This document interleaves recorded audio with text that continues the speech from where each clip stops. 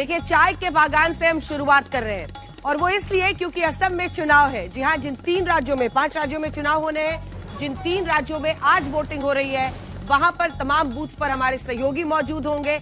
एक बहुत बड़ा पैनल यहाँ पर स्टूडियो में हमारे साथ है और चाय के बागान से तो बस शुरुआत हुई है, क्योंकि ये तस्वीरें एक तरह से दिखाती हैं कि असम में जिस तरह की पॉलिटिक्स हो रही है, मुझे लगता है जितना विस्फोटक प्रचार वहां पर हुआ है वहां उतना कहीं नहीं हुआ है। लेकिन दिलचस्प होगा केंद्र सरकार की लोकप्रियता का पैमाना अगर माना जाए तो क्या वाकई असम में हेमंत बिस्वा शर्मा को प्रधानमंत्री नरेंद्र मोदी की भी लोकप्रियता का वहां पर फायदा होगा या गौरव गोगोई कोई कमाल वहां पर कर दिखाएंगे।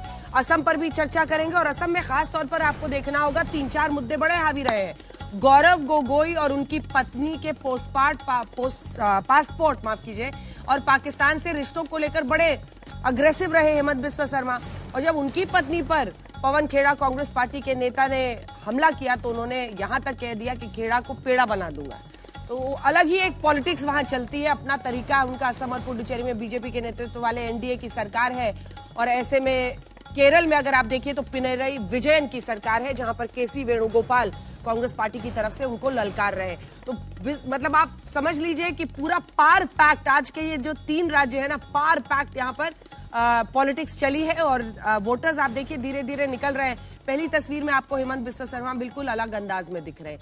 एक बार उन्होंने पवन खेड़ा ने जो भी आरोप लगाए थे उसको गलत साबित कर दिया, क्योंकि वो फोर्ज्ड इधर उधर के दूसरे लोगों के पासपोर्ट थे।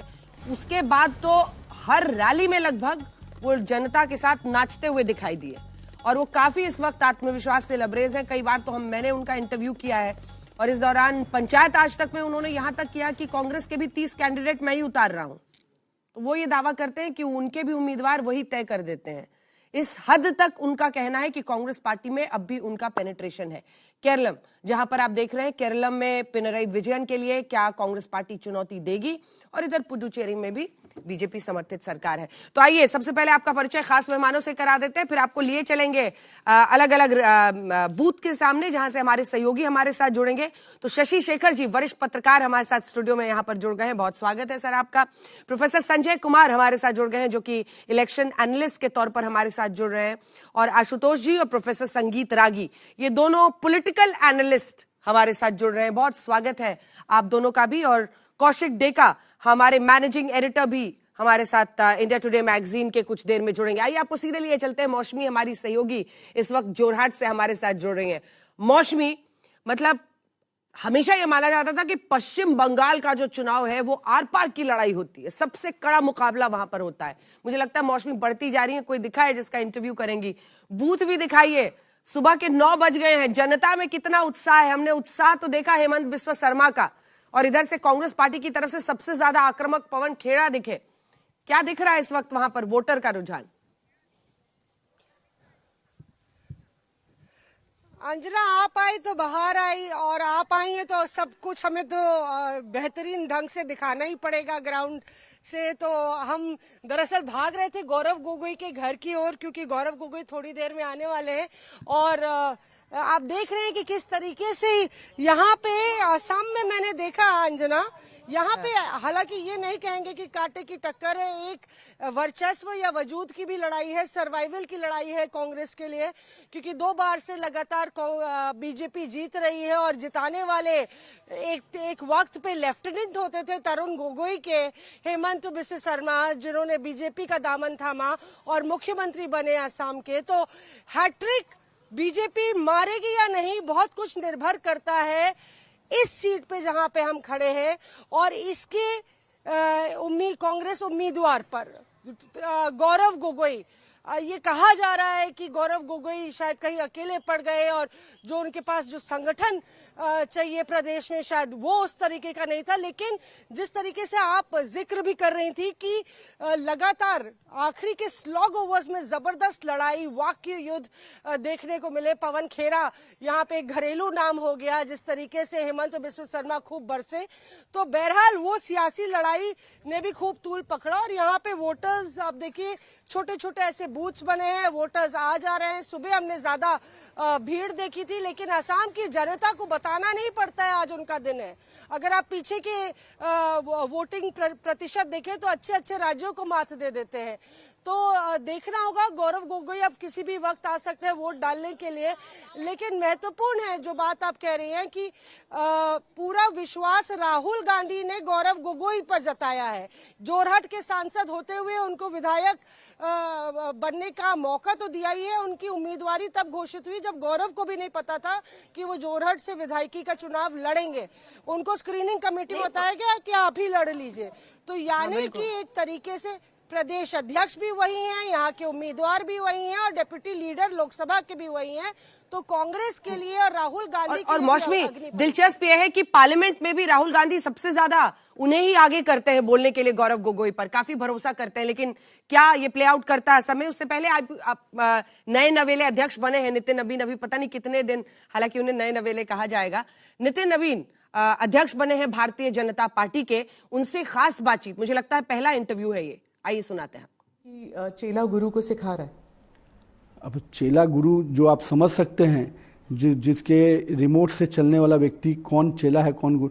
राहुल और सोनिया गांधी जी और उनका जो परिवार है, कुनबा है, ये कुनबा किसी भी व्यक्ति को रिमोट से चलाता है, सिस्टम से। उनको उतना ही बोलना होता है। खड़गे जी बेचारे सज्जन व्यक्ति हैं, कम से कम इस तरह के मर्यादा के शब्दों का प्रयोग नहीं करते थे। तो गांधी परिवार का शब्द था, अब खड़गे जी के मुंह में से डाल के बुलवाया जा रहा है। खड़गे जी केरलम में कह रहे हैं कि ये यहाँ पर जो है वो शिक्षित और समझदार लोग रहते हैं और गुमराह नहीं कर सकती बीजेपी ऐसे लोगों को। उन्होंने ये भी कहा कि गुजरात नहीं है ये। तो आप ऐसे बयानों को कैसे देखते हैं, क्योंकि क्या इससे क्षेत्रीयकरण नहीं बढ़ता? मैं ये मानता हूँ कि गुजरात की उन्होंने उदाहरण दिया, उसी गुजरात से सरदार पटेल और महात्मा गांधी भी आए और उसी गुजरात के व्यक्तित्व को आज देश ने इतना आशीर्वाद दिया है कि देश के प्रधानमंत्री नरेंद्र मोदी जी आज पूरे देश को आगे लेके चल रहे हैं विकास के मायने पे, कई पैमाने पे। मैं ये मानता हूँ कि ये उनकी नाकामी जहाँ उनको दिखती है वहाँ नासमझी समझ में आती है, वहाँ अज्ञानता नजर आती है। जहाँ उनको सफलता मिलती है वहाँ ज्ञानी व्यक्ति आ जाते हैं। तो ये उनकी नासमझी है। जनता तो देख रही है कि जहाँ जहाँ वो हारते हैं तो कभी ईवीएम को दोष देते हैं, कभी जनता को दोष है। थोड़ा दोष अपने माथे पर रखते तो कुछ नया सीख के आते। अध्यक्ष जी, ये जो क्षेत्रीयकरण है इन चुनावों में बहुत कुछ देखने को मिला है, क्योंकि बंगाल में भी यही कहा जाता था कि अमित शाह जी और मोदी जी जो हैं वो बाहरी हैं। और ये भी कहा गया कि अमित शाह जी अगर आ रहे हैं बंगाल में तो शाकाहारी भोजन तो मिलेगा नहीं, तो वो नॉनवेज खाना चाहिए उन्हें, ऐसे भी कहा जाता है। देखिए, भारतीय जनता पार्टी शुरू से एक पॉलिसी पे काम की कि हम राष्ट्र प्रथम की बात करते हैं, लेकिन ये जो क्षेत्रीयवाद करने का पर्पस ही यही होता है कि भाजपा की राष्ट्रवाद को कमजोर करने का। लेकिन ये राष्ट्रवाद के अंदर ही क्षेत्र है, उनके लिए दिक्कत है कि वो क्षेत्र के अंदर राष्ट्र नहीं देख पाते हैं। और मेरा ये मानना है कि ये खेल एक आध बार चलता है। आज देश के कई राज्यों में जो इस तरह की चीजें पनपी, आज भाजपा के प्रति समर्थन और हमको विश्वास फिर से मिला। और मैं मानता हूं कि बंगाल इस बार पूरी तरह से बंगाल को ही बचाने की लड़ाई है और बंगाल के लोग इस बार लड़ाई लड़ रहे हैं। और कोई प्रधानमंत्री जिस राज्य से समर्थन मिलता है तब वो प्रधानमंत्री बनते हैं, और गृह मंत्री किसी राज्य का व्यक्ति नहीं होता, पूरे राष्ट्र का होता है।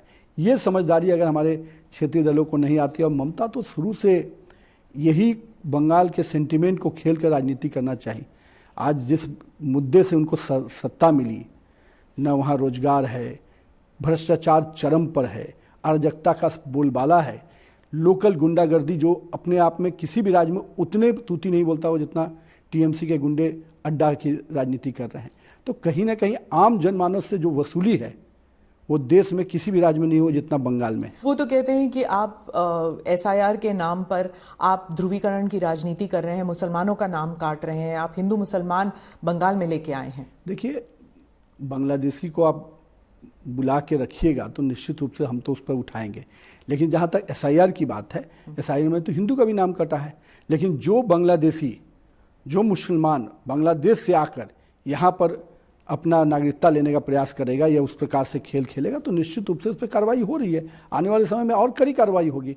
हम तो स्पष्ट कहते हैं, ममता दीदी आप निश्चिंत रहिए, बंगाल की जनता की चिंता अब हम करने वाले हैं। आपने तो केवल बांग्लादेशियों की चिंता की।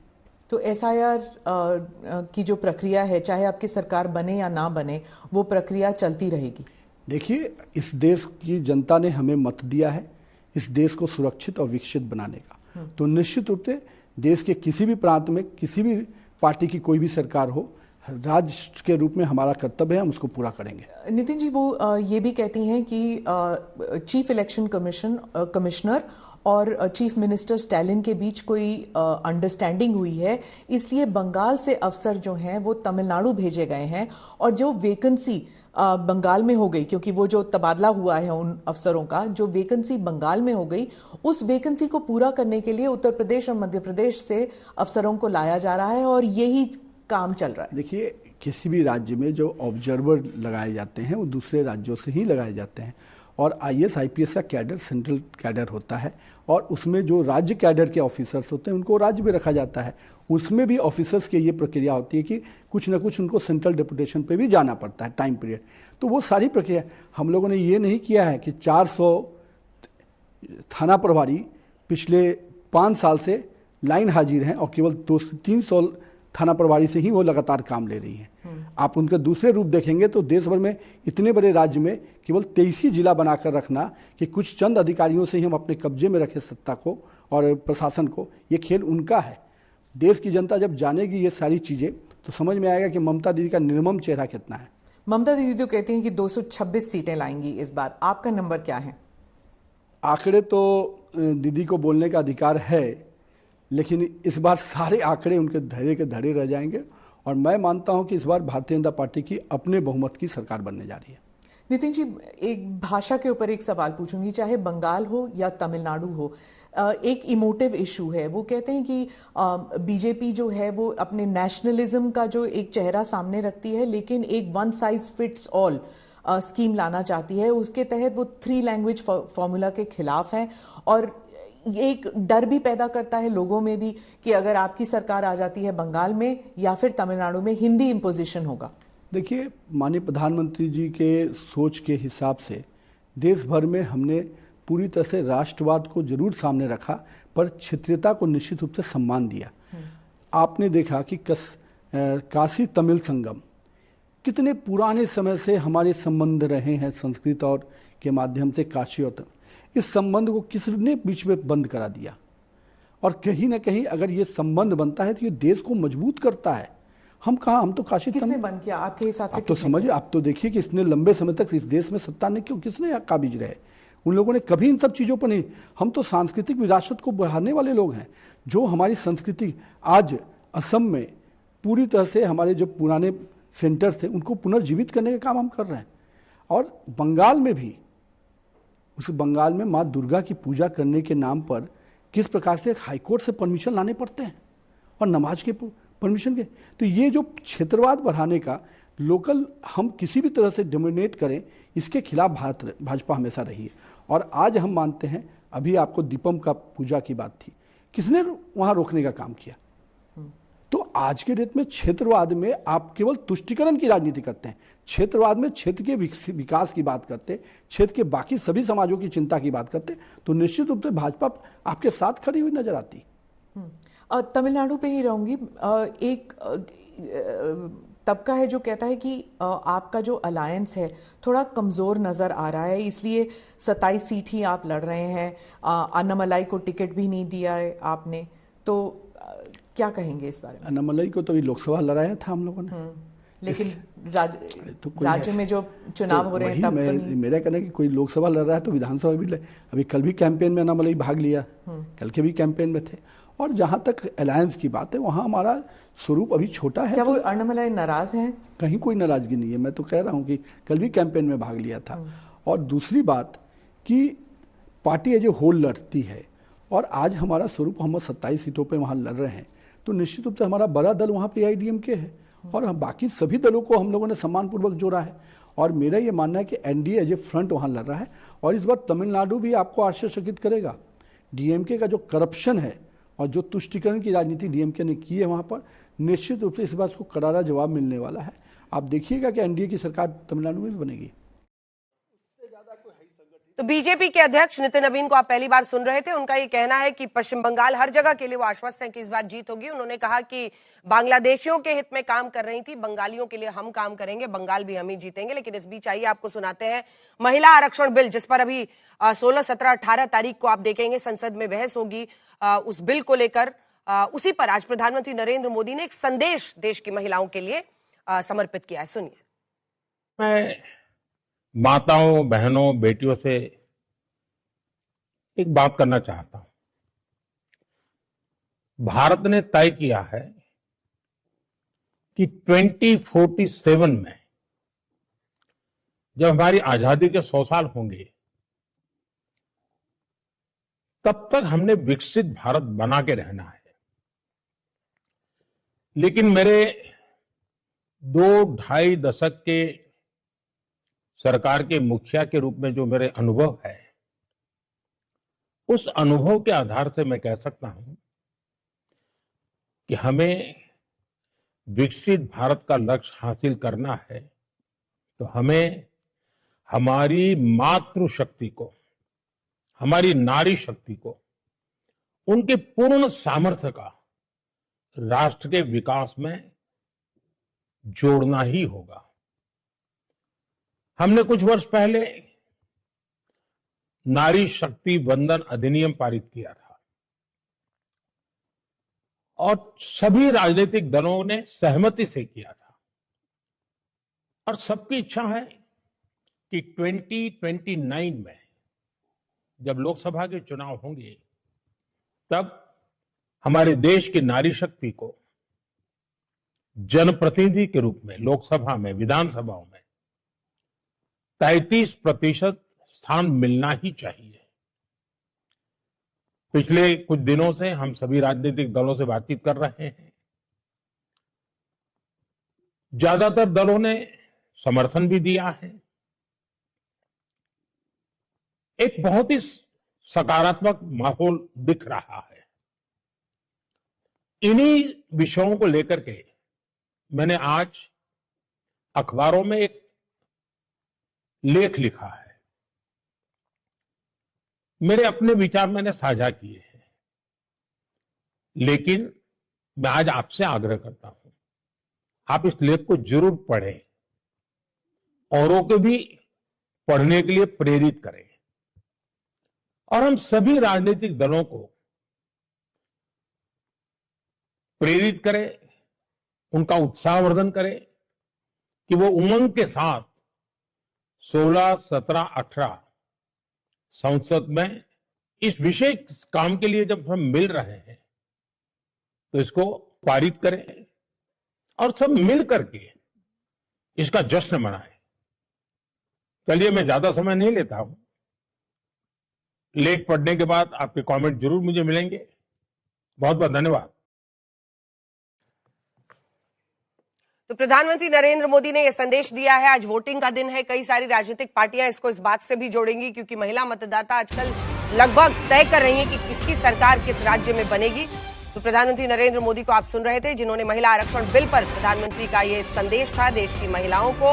उन्होंने कहा कि 2047 के विकसित भारत के संकल्प में महिलाओं के योगदान पर उन्होंने चर्चा की। नारी शक्ति के दम पर ही बनेगा विकसित भारत, ये भी आज उन्होंने कहा है। महिलाओं की भागीदारी से लोकतंत्र की मजबूती और भी गाढ़ी होगी। मातृशक्ति को विकास में जोड़ना होगा, यही विकसित भारत का रास्ता है। शशि शेखर जी, प्रधानमंत्री नरेंद्र मोदी का ये संदेश कैसे देख रहे हैं? देखिए, ऐसा कि महिला आरक्षण का एक ऐसा मुद्दा है जो बहुत सालों से अटका हुआ था और सरकार इसे अगर सिरे चढ़ा रही है तो इसका खैर मकदम किया जाना चाहिए। मुझे ऐसा लगता है कि जब राजीव गांधी ने भी पंचायत में आरक्षण दिया था, उस समय भी बहुत सी बातें हुई थी, लेकिन उससे निचले स्तर पर महिलाओं को बदला। नीतीश कुमार ने भी इस सिलसिले में बहुत अच्छा बिहार में काम किया था। भारतीय जनता पार्टी का शुरू से और खासकर नरेंद्र मोदी जी का एक इस तरीके का रहा है, तो मुझे लगता है कि ये खैर मकदम वाला फैसला है और सभी राजनीतिक पार्टियों में इस पर एका होना चाहिए। आप कैसे देख रहे हैं आशुतोष जी? नहीं, मुझे लगता है कि आज 9 तारीख है और पोलिंग हो रही है और इलेक्शन कमीशन निश्चित तौर पर जगा हुआ होगा और बहुत इन सब चीज़ों पर नज़र होगी। कि 16 तारीख को हमारे ख्याल से संसद के अंदर इस पे चर्चा होनी है बिल पे। हाँ। तो 9 तारीख की सुबह क्यों, ये मेरे मन में सवाल है। और मुझे लगता है कि ये अच्छा काम है, बढ़िया काम है, शानदार काम है। महिलाओं को तो सशक्तिकरण होना ही चाहिए, लेकिन आज की तारीख में वो तो प्रशंसा कर रहे हैं। रागी जी प्रशंसा नहीं कर रहे हैं, वो तंज कर रहे हैं। अच्छा। और उनका कष्ट जो है वो इस बात के लिए है कि प्रधानमंत्री जी टेलीविजन पर आकर के और आज लेख लिख करके नारी वंदन जो अधिनियम बिल है उसके बारे में क्यों चर्चा कर रहे हैं और क्यों अपील कर रहे हैं लोगों से। उनको लग रहा है कि जैसे आज जो इलेक्शन हो रहा है आसाम के अंदर, पुडुचेरी के अंदर और तमिलनाडु के अंदर, उसमें महिलाएं शायद इससे प्रभावित हो जाएंगी। मुझे लगता है कि ये बेतुकी बात है। जिनको वोट देना होता है वो अब तक मन बना चुके होते हैं लगभग। ये संजय जी बता सकते हैं बेहतर तरीके से हम लोगों हैं। और प्रधानमंत्री को लेख लिखने का भी अधिकार है और प्रधानमंत्री को अपनी बात कहने का भी अधिकार है। ये कोई इलेक्टोरल कैंपेन नहीं है जिस पर तंज किया जा सके कि प्रधानमंत्री जी आज क्यों बोल रहे हैं। मैंने तो कहा ही नहीं कि इलेक्टोरल कैंपेन है। आहा, भाषा आदमी को बता देता है ना। नहीं, मैंने आप बार-बार कह रहे हैं कि वो महिला विरोधी हैं। नहीं, उन्होंने तो प्रशंसा की, उनका अच्छा जब वो काम कर रहे हैं। नहीं, अंजना जी जब वो बोलती है ना तो उनके बाल भी खड़े हो जाते हैं और शकल के साथ खड़े हो जाते हैं। शशि जी तो वो दिख जाता है कि वो प्रधानमंत्री पर तंज कर रहे हैं। अरे भाई, आप इलेक्शन कमीशन पे तंज कर रहे हो कि इलेक्शन कमीशन जागा हुआ होगा। अरे इलेक्शन कमीशन जागा हुआ है, चुनाव चल रहा है तो इलेक्शन कमीशन जागा हुआ है। आशुतोष जी अब बोल रहे। मैंने तो एक बार भी कहा कि दरअसल प्रधानमंत्री नरेंद्र मोदी जी ने जो लेख लिखा है और आज सुबह जो इंटरव्यू उन्होंने दिया है जो टीवी चैनल्स पे चल रहा है, वो दरअसल आज की पोलिंग को प्रभावित करने की कोशिश। मैंने एक बार भी नहीं कहा ये बात। नहीं, अगर एक बार भी कहा होता तो आपको अब आप मेरे मन के अंदर घुस के अगर आप जानना चाहते हैं मैं तंज कर रहा हूं, उससे कह दिया कि इलेक्शन महत्वपूर्ण कमीशन सवाल जागा हुआ है। एक बात तो तय हो गई, इनको चाय के बागान में भी सुबह ले आओ, फिर भी ये लड़ाई करेंगे आपस में। महत्वपूर्ण सवाल, ये लड़ाई नहीं कर रहे हैं, मैं महत्वपूर्ण सवाल क्या है? विश्लेषण कर रहा हूं। पश्चिम बंगाल में 23 तारीख को वोटिंग है और 29 तारीख को पोलिंग है, ठीक है। अब 16 से 19 के बीच में संसद के अंदर इस पे चर्चा होगी, स्पेशल सेशन।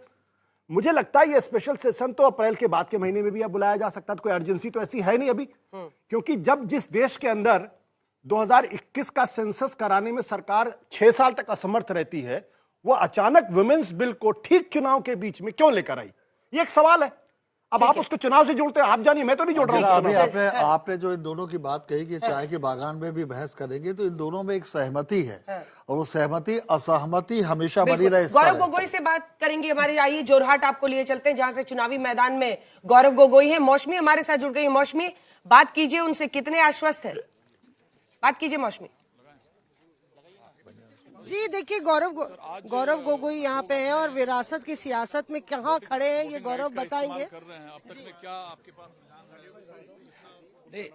देखिए, हमें पूरा विश्वास है कि आज असम के लोग एक नई असम के पक्ष में अपना मतदान देंगे और असम में भय, भ्रष्टाचार, इस शासन को हम यहाँ से भेजेंगे और एक नई असम जहाँ में हम स्वाभिमान के साथ, सुख, अमन, चैन के साथ और एक सशक्त सबल असम हम के निर्माण में हम सब एकजुट होंगे। इसके पक्ष में सभी को मैं वोट देने के लिए अनुरोध करता हूँ। सुबह से जो इनपुट आपके पास आ रहे हैं, जो वोट परसेंट है वो ज़्यादा टर्नआउट होगा 2020-2021 के कंपेयर में? देखिए, आज मौसम तो काफ़ी अच्छा है। मुझे लगता है कि लोग काफ़ी संख्या में आकर पिछले 2021 के चुनाव की तुलना में ज़्यादा इस बार मतदान देंगे। आजकल सर जो फीमेल वोटर है, महिला मतदाता जो है, वो काफ़ी निर्णायक होती है। आज प्रधानमंत्री मोदी ने कहा कि 16 को जो पार्लियामेंट सेशन कॉल किया जा रहा है वो महिला आरक्षण की दिशा में एक बड़ा कदम होगा, जो आधी आबादी को एक बड़ी भागीदारी देने जा रही है सरकार। देखिए, असम के लोग निर्णायक भूमिका लेंगे और असम के जो यहाँ के खिलौंजिया लोग हैं, स्थानीय लोग हैं, यहाँ के जो भूमिपुत्र हैं, यहाँ के जो अलग अलग पीढ़ी हैं, ये मुझे लगता है कि असम के हित में, क्योंकि उन्होंने सब कुछ देखा है, आजमाया है और असम के भविष्य में एक नए असम की सपने को लेकर आगे जाके वोट देंगे। इत्मीनान से गौरव से बात भी करेंगे, पर यहाँ पे आप देखिए कि अंजना, मैं आपको दिखाना चाह रही थी पहले, हालांकि गौरव मीडिया से मुखातिब होने लगे और अभी हम लोग से एक्सक्लूसिवली बात करेंगे, तो पीछे आप देखिए कि तरुण गोगोई साहब की तस्वीर यहाँ पे है। ये वो घर है जहाँ से तरुण गोगोई ने अपनी पूरी सियासी सफर की शुरुआत की थी और नगर पालिका में यहाँ पे वार्ड कमिश्नर थे। तो उस घर में से गौरव गोगोई एक तरीके से शुरुआत कर रहे हैं और यहाँ पे जोरहट में 70 के दशक में तरुण गोगोई ने लोकसभा चुनाव लड़ा था, 2 बारी जीते थे। उसके बाद से गौरव ने 24 में वापसी की, जोरहट से लड़े और जीते, जो कि काफी कड़ा मुकाबला था। अब देखना यह है कि क्या वो विधानसभा की सीट जीत पाते हैं, लेकिन यहाँ पे अपने आप में काफी इतिहास इस घर से जुड़ा हुआ है और वही विरासत की मैं बात कर रही थी कि ना सिर्फ उनके सामने हेमंता का प्राइम चैलेंजर बनने की चुनौती है कि क्या वो हेमंता के सामने कांग्रेस पार्टी की तरफ से चुनौती देने में कामयाब रहते हैं, कांग्रेस का परफॉर्मेंस बेहतर करते हैं या कांग्रेस की सत्ता वापस करते हैं, बल्कि जो तरुण गोगोई की लेगेसी है उसको भी क्या वो आगे ले जाने में कामयाब रहते हैं, क्योंकि तमाम तरीके की बातें भी कही गई गौरव गोगोई के लिए, न सिर्फ विरोधी खेमे से, बल्कि ये कहा गया कि रिलेटिवली यंग है, बाकी नेता छोड़ के गए, प्रद्युत बोरदोले भी छोड़ के गए। तो देखना होगा अंजना किस तरीके से ये पूरी कहानी आगे बढ़ती है उनके लिए। बिल्कुल, और मौसमी, ये उनके लिए इस बार कांग्रेस के लिए एक डेस्परेट रिवाइवल वहां पर असम में चाहिए, और क्या वो अपने लोकसभा की जीत को विधानसभा की जीत पूरे पार्टी के लिए उसमें तब्दील कर पाएंगे, ये बड़ा चैलेंज है उनके सामने। 43 साल उनकी उम्र है, पिता की विरासत भी है तरुण गोगोई की, क्या उसको वो नए सिरे से वहां पर स्थापित कर पाते हैं, हेमंता को टक्कर दे पाते हैं। दिसपुर चलते हैं, जहां से हमारी सहयोगी हमारे साथ इस वक्त जुड़ रही हैं, वहां का हाल जानते हैं। जैसे ही गौरव गोगोई आपसे इंटरव्यू के लिए आते हैं, आप बताइएगा। परमिता, आपके पास आ रहे हैं, यहाँ का हाल दिखाइए, और अगर आप बूथ के बाहर है तो जरूर दिखाइए कि वोटर्स में उतना जोश दिख रहा है या नहीं जितना हेमंता बिस्वा शर्मा ने अपनी रैलियों में दिखाया है। वोटर्स में बहुत जोश दिख रहा है। मैं अभी तक बूथ में ही थी, लेकिन बारिश होने के कारण मीरा बौर ठाकुर के साथ बात करने के बाद मैं बाहर आई हूँ। मैं दूसरी बूथ पे जा रही हूँ। यहाँ लोग 7 बजे से भीड़ लगा दिया था बूथ के बाहर वोट करने के लिए। और अगर देखा जाए, ये दिसपुर कॉन्स्टिट्यूएंसी बहुत आयरॉनिक कॉन्स्टिट्यूएंसी है, क्योंकि यहाँ के 3 कैंडिडेट्स किसी न किसी तरह से बीजेपी के साथ जुड़ित है। अब देखते हैं, प्रद्युत बोरदोले जो 91 साल कांग्रेस पे थे, वो सिर्फ 3 हफ्ते पहले बीजेपी ज्वाइन किया है। उसके और बीरा बौर ठाकुर जी, मौसमी बात कीजिए, 1 सेकंड में लौट रही है परमिता, बात कीजिए। जी माफ कीजिएगा इंटरप्ट करने के लिए। दरअसल गौरव जुड़ गए हमारे साथ, और गौरव, मैं देख रही हूँ वो जो टिपिकल ट्रेडिशनल असमीज गमछा है आप पहने, आपके फादर भी इसी तरीके से जब बाहर निकलते थे तो देखते थे। एक विरासत भी है, एक्सपेक्टेशंस का भी बोझ है, किस तरीके से आपको लगता है कि आज क्या होने वाला? नहीं, लोगों से जो आशीर्वाद मिला है और लोगों के बीच में जो उत्साह देखा है, जो उमंग हमने देखा है, तो मुझे लगता है कि असम के लोग असम की भविष्य की जो कमान है अपने हाथों में ले रही है, और वापस असम में खुशहाली की असम और एकजुटता की असम और एक नए असम की कल्पना में लोग आए हैं। काफी भीड़ हमने देखा है विभिन्न समयों में, और मुझे पूरी आशा है कि आने वाले 4 तारीख को हमको एक सशक्त, सबल, सरल और एक सभ्य असम हमको दिखाई देगा। गौरव, हम देख रहे हैं कि तस्वीर है कुछ आपके फादर की यहाँ पे, कई लोग उनके बारे में बात करते हैं कि जब वो वार्ड कमिश्नर थे, यहाँ पे घूमते थे, नगर पालिका से उन्होंने अपनी शुरुआत की, तो जोरहट में भी वो चुनाव लड़े, लेकिन आपके लिए काफी कड़ा मुकाबला था 24 में। आपको लगता है एक बड़ा मजबूत कैंडिडेट आपके सामने खड़ा है बीजेपी का, 4-5 बारी वो विधायक रह चुके हैं यहाँ से, और हेमंत खुद यहाँ पे कैंप कर रहे हैं। नहीं, देखिए, हमारे हर राजनीतिक जो हमारे विरोधी है उन सबका हम सम्मान करते हैं, और निश्चय ही जोरहट में जो वर्तमान में और पूर्व सरकार में जो विधायक थे, वो विधानसभा में अध्यक्ष भी रह चुके हैं और कई बार यहाँ से एमएलए हैं, और मुझे लगता है कि लोग अपना मन उन्होंने बना लिया है कि किस तरीके से वो आने वाले समय में आगे बढ़ेंगे। और यहाँ कर लोगों ने जो जिस प्रकार से हमें आशीर्वाद दिया है, मार्गदर्शन दिया है, जिस प्रकार से हमको आगे बढ़ने का प्रोत्साहन दिया है, तो मैं लोगों के प्रति काफी कृतज्ञ हूँ। देखिए, सारे लोग ये जानना चाहते हैं, गौरव गोगोई सांसद हैं, अब विधायकी का चुनाव लड़ रहे हैं, तो क्या ये बरसाती मेढक वाला मामला है, जीत गए तो रहेंगे या सरकार बनी तो रहेंगे वरना दिल्ली वापस चले जाएंगे? गौरव गोगोई क्या करेंगे जोरहट के उस जनता के साथ जिन्होंने उनको चुन के विधायक बनाया? क्या आपकी विधायकी रहेगी या बाईपोल्स होंगे? देखिए, सबसे पहले ये निर्वाचन को हमें पार करना है। आज मतदान का दिन है। आज हम सबको यहाँ पे एक असम के बारे में सोचना है। आज समय नहीं कि एक व्यक्ति विशेष के बारे में सोचे या व्यक्ति विशेष के भविष्य के बारे में सोचे। आज सवाल का जवाब नहीं दिया। क्या लंबी पारी तक आप विधायक रहेंगे या आप सांसद रहेंगे? देखिए, उचित समय पे उचित सवाल का उचित उत्तर देना चाहिए, और आज के समय में जब मतदान का समय है, मुझे लगता है कि वर्तमान में हम पूरे असम को लेकर, असम के भविष्य को लेकर आज मतदान दे रहे हैं। तो अगर मैं सिर्फ अपनी ही बात करूं तो कहीं ना कहीं मुझे लगता है कि जिस बड़े उद्देश्य से हम इस निर्वाचन में आए हैं, जिस मंशा से इस निर्वाचन में आए, कहीं वो पीछे न पड़ जाए। इसलिए मुझे आज भी असम फर्स्ट, असम बाद में व्यक्ति के जो उनके व्यक्तिगत भविष्य है बाद में देखा जाएगा। क्या आपको प्राइम चैलेंजर हेमंत बिस्वा शर्मा के प्राइम चैलेंजर और कांग्रेस के सीएम चेहरे के तौर पे मान लिया जाए? देखिए, मैं बार बार कहता हूं कि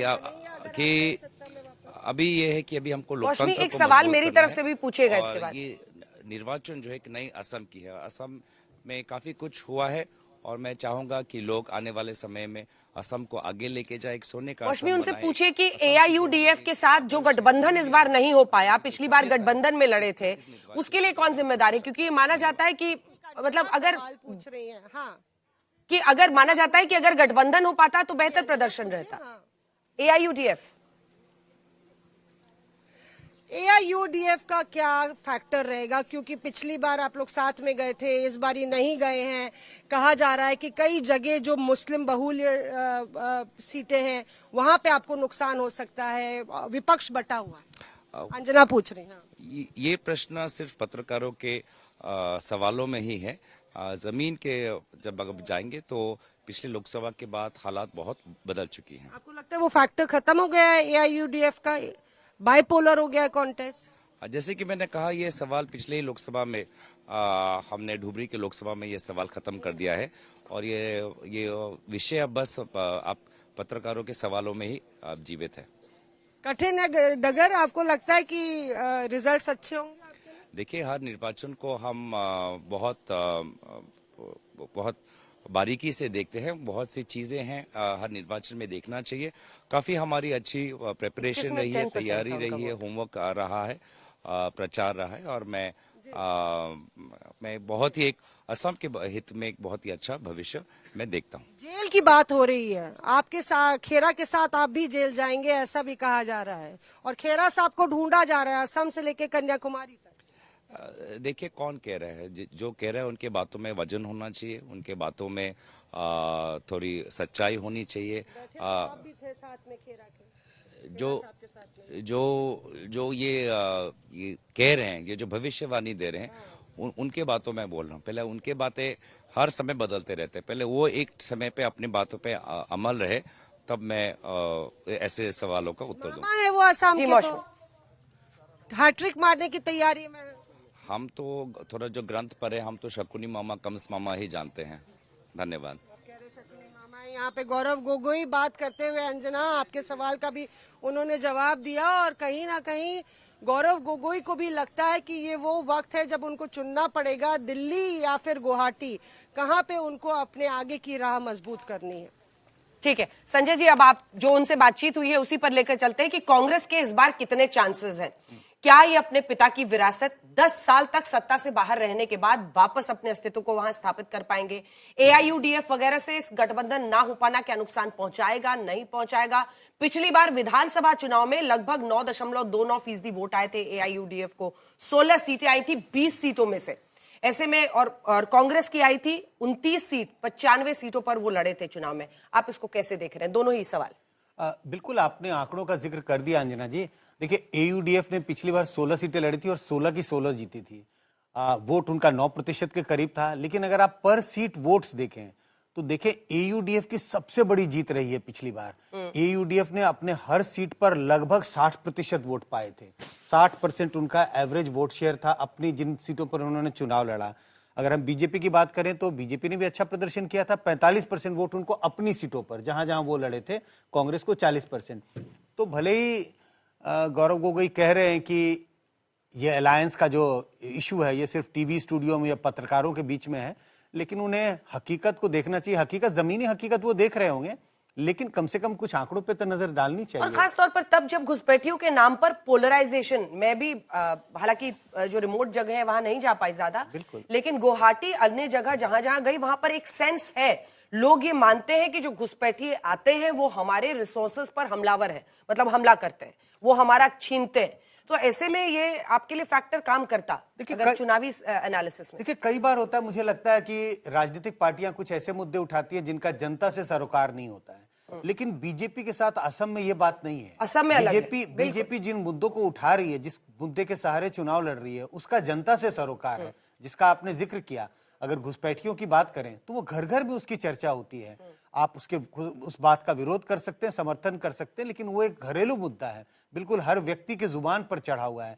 तो एयूडीएफ के साथ अगर अलायंस होता, देखिए पिछली बार क्या हुआ, भले ही कांग्रेस या महाजोत की हार हुई, लेकिन दोनों गठबंधनों के बीच, एक तरफ एनडीए को देख लें और महाजोत को देखें, वोट प्रतिशत बहुत कम था, 1.6% था, 1.6% का सिर्फ अंतर था। लेकिन अगर आप एयूडीएफ निकल गया, वो सीधा गिर करके आपका 9% कम हो जाता है। तो मुझे लगता नहीं है कि कोई कड़ा मुकाबला दिखाई पड़ रहा है, ऐसा लगता नहीं है। ऐसा में कड़ा मुकाबला आपको शशि? नहीं, मुझे कौशिक, मैं आ रही हूं, कौशिक को भी दिखाएगा। हाँ। मुझे ऐसा लगता है कि कांग्रेस को अकेले लड़ने का साहस जुटाना चाहिए। अब वो फैसला क्या आता है वो अपनी जगह है, लेकिन उन्होंने फैसला सही किया, क्योंकि पिछली बार उन्होंने वोटों को पोलराइज कर दिया था बदरुद्दीन अजमल के साथ जाके। लेकिन मैं यहाँ ये नहीं कह रहा कि इससे चुनावी नतीजे बहुत प्रभावित होने जा रहे हैं। हेमंत बिस्वा शर्मा, भारतीय जनता पार्टी का अपना संगठन, प्रधानमंत्री नरेंद्र मोदी की शख्सियत, ये सब मिलके वहां पर एक स्थिति बनाते हैं। रही बात घुसपैठियों की, असम की बात छोड़ दीजिए, कटिहार से मैं थोड़ा आगे बढ़ा नेपाल बॉर्डर की ओर, तो मैंने एक गांव में रुक के ऐसे ही पूछा कि भाई आप लोगों की सबसे बड़ी दिक्कत क्या है। ये बिहार की बात है, और उसने कहा कि घुसपैठिए ये लोग यहाँ पर आकर बड़ी बदतमीजी कर रहे हैं, ये उसके शब्द थे। तो कहीं ना कहीं तो ये मैटर कर रहा है। अब इसको अगर कोई पार्टी समझे तो ठीक है, ना समझे तो उसका भविष्य। हाँ नहीं, असम में लेकिन ये बहुत ही इंट्रिंसिक मामला है, और असम तो उसका सीधा शिकार है, सीधा शिकार है, असम और बंगाल सीधा शिकार है। कौशिक, आज इसी मुद्दे पर आते हैं। 3 सवाल मैं आपसे करना चाहती हूँ, क्योंकि आप असम के हैं, आप वहां की राजनीति को समझते हैं। हेमंत बिस्वा शर्मा और जिस तरह से उन्होंने पवन खेड़ा के आरोपों पर काउंटर अटैक किया, उसके बाद ऐसा लगा कि उनका अग्रेशन और इंटू 100x हो गया। दूसरा, अगर आप देखिए गौरव गोगोई, उनकी पत्नी पर वो आक्रामक रहे ही हैं। तीसरी तरफ घुसपैठियों का मुद्दा, क्योंकि वहां की जनता में भी एक ये सेंस है, ये उनके लिए बहुत पैशनेट और इमोशनल ये भी है। और ऐसा नहीं है कि एक वक्त पर कांग्रेस पार्टी भी ये इशू उठाती थी, अगर आप देखिए वही इशू आज जिस तरह से वो उठा रहे हैं, क्या होता हुआ दिख रहा है आपको असम में? नहीं, कांग्रेस पार्टी ने ये इशू नहीं उठाया है, क्योंकि असम में जो घुसपैठियों का इशू है, इसमें एक बात जुड़ा हुआ है जहां पे बीजेपी को एडवांटेज मिलते हैं कि ट्रेडिशनली ये देखा जाता है कि घुसपैठियों की इशू इसलिए बढ़ा क्योंकि ज्यादातर घुसपैठिया इमिग्रेंट मुस्लिम्स है, और इनको असम में बैठाया गया, वोटर राइट्स दिया गया क्योंकि वो एक वोट बैंक की तरह काम करते थे। ये जो नैरेटिव है, ये जो परसेप्शन है, इसी का बीजेपी को बहुत फायदा हुआ, क्योंकि बीजेपी कहते रहे कि हम इन बांग्लादेशियों को भगा देंगे। तो इसलिए जब भी कांग्रेस घुसपैठियों की बात करते हैं, अगर अभी करते भी है, जैसे कि गौरव गोगोई ने भी एक इंडिया टुडे के साथ इंटरव्यू में कहा था कि इलीगल इमिग्रेशन एक बड़ा इशू है, लेकिन जब ये कहते हैं, इनके जो लेगेसी है, पास्ट का जो रिकॉर्ड है, वो उनके खिलाफ जाते हैं। तो इसलिए इस बात का पूरा फायदा हेमंत बिस्वा शर्मा को मिलता है। रही बात जो पवन खेड़ा जी ने जो एलिगेशंस लगाए हैं, वो सारी बातें फैक्चुअली इनकरेक्ट है। ये प्रूव भी हो गया। इंडिपेंडेंट जो जर्नलिस्ट है, इंडिया टुडे ग्रुप ने भी फैक्ट चेक किया, और बहुत सारे लोगों ने फैक्ट चेक किया। इसका जो एविडेंस कुछ मिला नहीं है, और क्योंकि चुनाव के 2 दिन पहले आया, तो इसलिए बहुत ज्यादा काउंटर जो एग्रेशन आपको देखने को मिला है वो इसलिए है क्योंकि जब भी कोई ऐसे एलिगेशंस आते हैं एक परसेप्शन बिल्ड होता है, तो इसलिए दिक्कत तो हुई है हेमंत बिस्वा शर्मा को, क्योंकि बीजेपी को जस्ट 2 दिन पहले चुनाव के ऐसे एलिगेशंस आ जाए तो उनको काउंटर करना समय कम होते हैं, मुश्किल होते हैं, और लोग सच क्या है झूठ क्या है हर कोई फैक्ट चेक नहीं कर सकता है, तो एक परसेप्शन बिल्ड होता है, तो इसलिए वो एग्रेशन भी दिखाई दे रहा है, वो डेस्परेशन आ जाते हैं। लेकिन ये बात सच है क्योंकि असम के जो डेमोग्राफी है 40% मुस्लिम है और उनमें से 99% इमिग्रेंट ओरिजिन मुस्लिम है। तो ये जो डेमोग्राफिक एक चेंज हुआ है इसके वजह से असम में सुबह, बिल्कुल कौशिक में लौट रही हूँ, असम में सुबह 9 बजे तक करीब 18% वोटिंग की खबर आ रही है। और पिछली बार भी चुनाव में अगर आप देखिए तो असम में 82.4% वोटिंग हुई थी। तो आप समझ लीजिए कि भारी मतदान असम में होता है। लेकिन जिस कॉन्टेक्स्ट में मैं बात कर रही थी कौशिक, कि ट्रेडिशनली ये इशू कोई इग्नोर नहीं कर पाया, चाहे असम अकॉर्ड हो, चाहे उससे पहले आईएमडीटी एक्ट हो 1983 का। ये एक इशू है जिसके सामने पार्टियों को एड्रेस करना ही पड़ा असम में, कि भाई यहां पर इलीगल इमिग्रेशन एक बहुत बड़ा चैलेंज है, इससे कोई भाग नहीं पाया। और दूसरी तरफ अगर आज भी आप देखिए असमिया मुस्लिम्स, मैं आज के कांग्रेस की बात नहीं कर रही थी कि वो इसको रेस कर रहे हैं, पहले की बात कर रही थी। दूसरी बात है कि असमिया मुस्लिम जो यहाँ के इंट्रिंसिक मुस्लिम है और जो घुसपैठिए आ रहे हैं, मतलब असमिया स्पीकिंग, बंगाली स्पीकिंग, इसको लेकर भी वहां पर एक जबरदस्त टसल चलता है। बिल्कुल, मैं इसलिए कहा कि 40% मुस्लिम है, उनमें से 99% 40% में से immigrant origin Bangla speaking Muslims है। लेकिन जो असमिया मुस्लिम है उनके खिलाफ ना कोई आवाज उठाया जा रहा है, उनको मियाँ भी नहीं कहते, जैसे गरिया मरिया अलग अलग टर्म्स है, और उनके वो खुद नहीं चाहते कि ये इमिग्रेंट्स यहाँ पे रहे, और उतने ही असमीज मुस्लिम भी उतने ही खिलाफ है। इनफैक्ट जो सुप्रीम कोर्ट में एक अर्जी है, अभी भी वो अर्जी है कि 1951 को बेस ईयर बनाया जाए इलीगल मुस्लिम को हटाने के लिए, इलीगल बांग्लादेशियों को हटाने के लिए, वो अर्जी भी एक असमीज मुस्लिम ने ही दिया था। तो और आपने जो जिक्र किया कि आईएमडीटी एक्ट हो या एनआरसी हो, ये जितने भी असम एजिटेशन हुआ, असम अकॉर्ड हुआ, 70 के दशक से ये समस्या असम में है और लोग लड़ रहे हैं इसके लिए।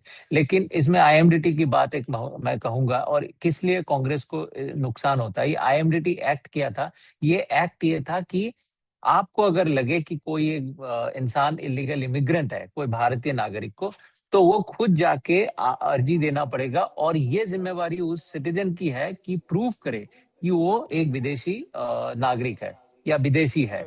तो कोई भी इंसान ऐसे कोर्ट कचहरी में जाना पसंद नहीं करेंगे, क्योंकि जिम्मेवारी खुद का होता है, और अगर नहीं साबित कर पाए तो पनिशमेंट है। तो ये एक्ट कांग्रेस के जमाने में पार्लियामेंट में आया था, तो इसलिए इसके ऊपर वो जो लेगेसी है, ये जो अतीत है, ये लोगों को याद है। सर्बानंद सोनोवाल जी ने सुप्रीम कोर्ट में रेलेवेंस आज यही है कौशिक, सिर्फ कि मतलब वहां की जनता ने एक तरह से इस इशू पर मजबूर किया, जिसकी वजह से ऐसे एक्ट्स लेकर आने पड़े। कितनी उसमें वाकई नियत थी नहीं थी, इस पर तो चर्चा होती ही रहेगी। लेकिन इस बीच आपको बता दें कि आप आज महा कवरेज देख रहे हैं, आज वोटिंग हो रही है 3 राज्यों में, मैं लौटूंगी इस पर। लेकिन उससे पहले आपको बता दें कि यूट्यूब पर किस तरह से आज तक की चहल पहल है, क्योंकि महायुद्ध की हर खबर हम सबसे सटीक, सबसे सॉलिड, सबसे तेज, सबसे विश्वसनीय तरीके से आपको बता रहे हैं। युद्ध का आगाज हो या सीज फायर का ऐलान, जिंदगी की जंग हो या फिर गैस और तेल से तंगी की खबर और उसकी सच्चाई, हमने पूरी जिम्मेदारी के साथ सभी खबरें आपके सामने रखी हैं। आपका भरोसा भी आपके अपने चैनल आज तक पर हमेशा की तरह बना रहा, इसकी गवाही दे रहे हैं यूट्यूब के आंकड़े, जो बता रहे हैं कि युद्ध के कवरेज में कोई नहीं था। दूर दूर तक यूट्यूब पर भी देखा गया आपका अपना आज तक। ये तो कहना मुश्किल है कि ईरान अमेरिका युद्ध में विजयी कौन हुआ, लेकिन दर्शकों के भरोसे की जंग एक बार फिर आज तक ने जीती। आपके भरोसे के लिए बहुत धन्यवाद।